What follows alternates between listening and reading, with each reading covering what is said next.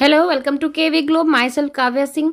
आज की क्लास में हम 15 फरवरी 2023 का करंट अफेयर डिस्कस करेंगे और आज की क्लास में जो क्वेश्चंस कवर किए गए उनके इनसाइड टॉपिक देख लेते हैं।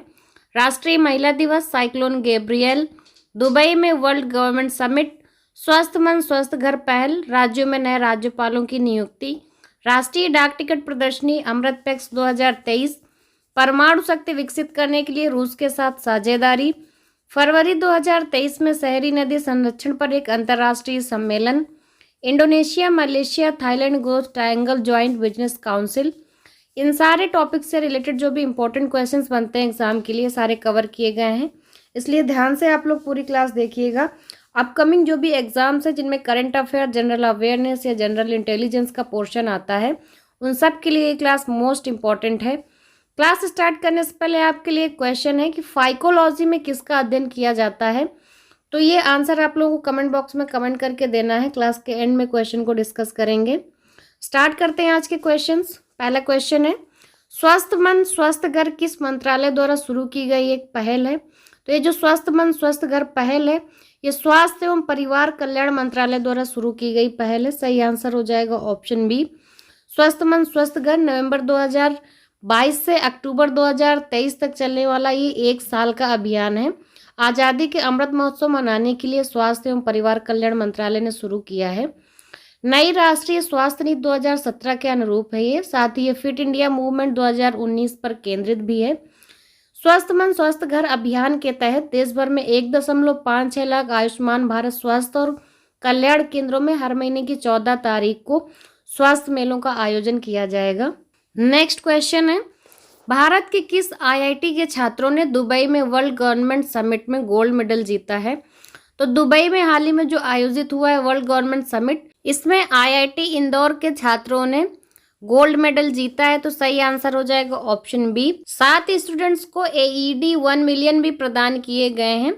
आईआईटी इंदौर के नियति तोताला और नील कल्पेश कुमार पारिक को मिस्र के राष्ट्रपति एबेल फत्ताह अल सीसी द्वारा प्रतिष्ठित पदक प्रदान किया गया है। इन छात्रों ने ब्लॉकचेन आधारित रसीद जनरेशन ऐप ब्लॉक बिल को डेवलप किया है। एम गवर्नमेंट अवार्ड और गवर्नमेंट टेक अवार्ड संयुक्त अरब अमीरात सरकार द्वारा वर्ल्ड गवर्नमेंट समिट के हिस्से के रूप में आयोजित एक वार्षिक पुरस्कार है। क्लास अच्छी लग रही हो तो क्लास को ज़्यादा से ज़्यादा शेयर जरूर करते जाइए आप लोग। ये क्वेश्चंस मोस्ट इंपॉर्टेंट है एग्जाम्स के लिए, इसलिए ज़्यादा से ज़्यादा शेयर करिए ताकि बाकी लोग भी इनको पढ़ पाएँ। नेक्स्ट क्वेश्चन है, प्रतिवर्ष राष्ट्रीय महिला दिवस कब मनाया जाता है? तो यहाँ पर आप लोग कंफ्यूज मत होइएगा, बहुत कंफ्यूजन होता है कि ये जो प्रतिवर्ष राष्ट्रीय महिला दिवस पूछ रहा है, अंतर्राष्ट्रीय महिला दिवस नहीं पूछ रहा है, क्योंकि जो अंतर्राष्ट्रीय महिला दिवस होता है वो 8 मार्च को मनाया जाता है। बहुत कम लोगों को पता है कि जो भारत का राष्ट्रीय महिला दिवस होता है वो 13 फरवरी को मनाया जाता है। सही आंसर हो जाएगा ऑप्शन ए। 13 फरवरी को प्रमुख स्वतंत्रता सेनानी और कवित्री जो सरोजनी नायडू थी, उनका जन्म हुआ था। सरोजनी नायडू की 135वीं जयंती 13 फरवरी 2014 को राष्ट्रीय महिला दिवस मनाए जाने की शुरुआत की गई। 135वीं जयंती थी 2014 को, तब से शुरू हुआ है राष्ट्रीय महिला दिवस। इनका जन्म 13 फरवरी 1879 को हुआ था। सरोजनी नायडू स्वतंत्रता सेनानी होने के साथ ही स्त्रियों के अधिकारों के लिए संघर्ष करने वाली कार्यकर्ता भी थी। उन्हें नाइटिंगेल ऑफ इंडिया और भारत कोकिला के रूप में भी जाना जाता है। सरोजनी नायडू को देश की पहली महिला राज्यपाल होने का भी गौरव हासिल है कि सरोजनी नायडू देश की पहली महिला राज्यपाल थी। नेक्स्ट क्वेश्चन है, फरवरी 2023 में राष्ट्रपति द्रौपदी मुर्मू ने कितने राज्यों में नए राज्यपाल नियुक्त किए हैं? तो अभी फरवरी 2023 में कुछ राज्यों में राज्यपाल नियुक्त किए गए हैं राष्ट्रपति द्वारा। ये कुल 13 राज्यों में नियुक्ति हुई है। तो सही आंसर हो जाएगा ऑप्शन सी 13। महाराष्ट्र के जो राज्यपाल थे भगत सिंह कोश्यारी, इनका इस्तीफा मंजूर किया गया और उनकी जगह पर रमेश बैस को नया राज्यपाल नियुक्त किया। और इसके अलावा लद्दाख के LG राधाकृष्ण माथुर का भी इस्तीफा मंजूर किया गया और उनकी जगह जो अरुणाचल प्रदेश के ब्रिगेडियर BD मिश्रा थे, BD मिश्रा को लद्दाख का LG बनाया गया है। वहीं राष्ट्रपति ने जो lieutenant general caval Trivikram Patnaik को अरुणाचल प्रदेश का राज्यपाल नियुक्त किया, लक्ष्मण प्रसाद आचार्य को सिक्किम का और CP राधाकृष्णन झारखंड के राज्यपाल नियुक्त किए गए हैं। गुलाब चंद कटारिया असम के और शिव प्रताप शुक्ला हिमाचल प्रदेश के, और जो न्यायमूर्ति सेवानिवृत्त हो चुके हैं, रिटायर्ड हैं, ये S अब्दुल नजीर हैं, आंध्र प्रदेश के राज्यपाल नियुक्त किए गए हैं। वहीं आंध्र प्रदेश के जो राज्यपाल विश्वभूषण हरिश्चंद्र थे, इनको छत्तीसगढ़ का राज्यपाल नियुक्त किया गया है। छत्तीसगढ़ की जो राज्यपाल अनसुईया उइके थी, इनको मणिपुर का राज्यपाल नियुक्त किया गया है। तो ये कुछ बदलाव किए गए हैं, 2 राज्यपाल के इस्तीफे मंजूर किए गए हैं और बाकी की बदला बदली की गई, बदलाव किए गए हैं।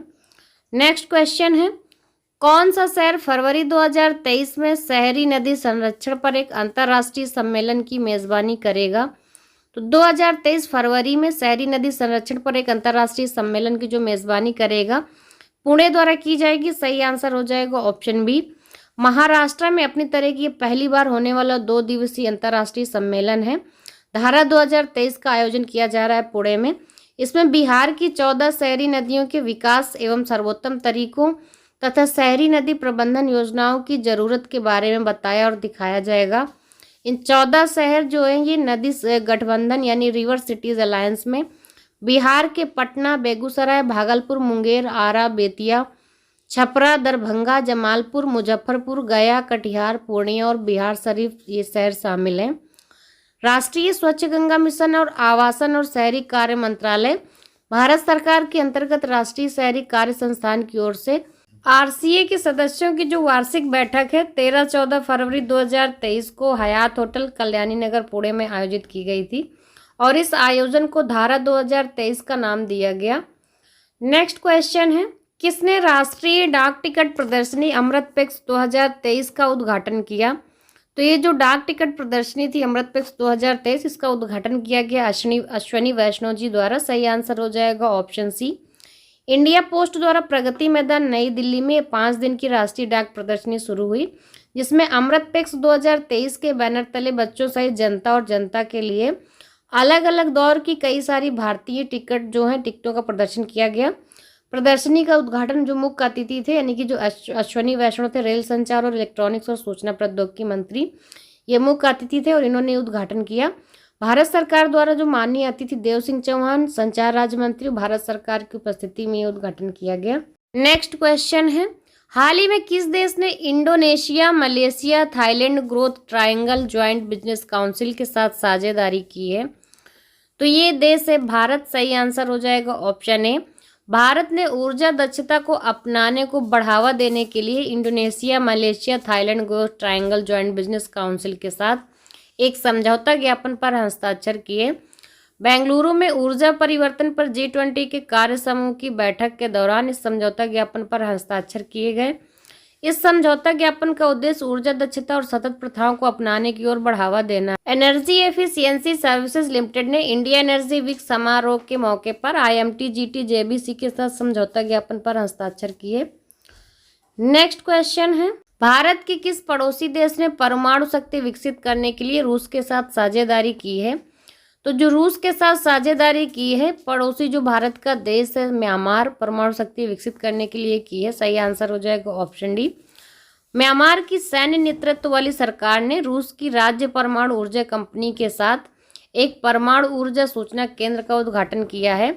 इसे दक्षिण पूर्व एशियाई राष्ट्र में ऊर्जा की कमी को पूरा करने के लिए परमाणु शक्ति विकसित करने की दिशा में एक कदम के रूप में देखा जा रहा है। नेक्स्ट क्वेश्चन है, साइक्लोन गैब्रियल को देखते हुए किस देश ने नेशनल इमरजेंसी की घोषणा की है?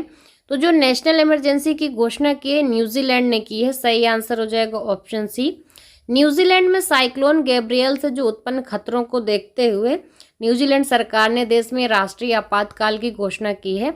ये साइक्लोन गैब्रियल के खतरों को देखते हुए देश में तीसरी बार नेशनल इमरजेंसी की घोषणा की गई है। 2011 के क्राइस्टचर्च भूकंप और 2020 में कोविड की बाद ये तीसरी राष्ट्रीय आपात स्थिति है।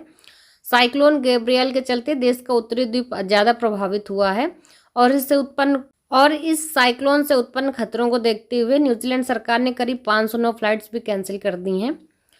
क्लास की स्टार्टिंग में आपसे क्वेश्चन पूछा था कि फाइकोलॉजी में किसका अध्ययन किया जाता है? तो इसके 4 ऑप्शंस दिए हुए थे, कवक, शैवाल, विषाणु और जो चौथा ऑप्शन था ये सभी था। इसका सही आंसर है ऑप्शन बी, शैवाल। शैवालों के वैज्ञानिक अध्ययन को शैवाल विज्ञान कहते हैं और इसको फाइकोलॉजी कहते हैं। शैवाल विज्ञान वनस्पति विज्ञान की शाखा मानी जाती है।